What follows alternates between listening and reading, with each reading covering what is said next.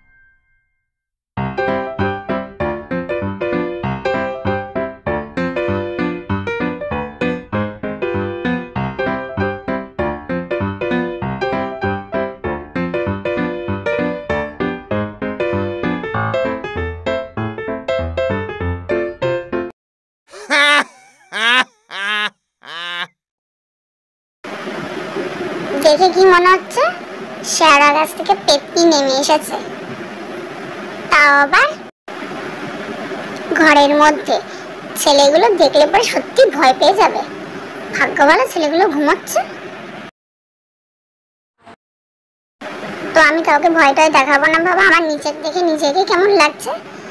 তো ভিডিওটা ভালো লাগলে তোমরা অবশ্যই আমাকে কমেন্ট করে জানিও আজকের মেকআপটা কেমন লাগছে। শেওড়া গাছ থেকে পেতনি নেমে এসেছে, তো পেতনির লুকটা কেমন হয়েছে তোমরা অবশ্যই আমাকে কমেন্ট করো।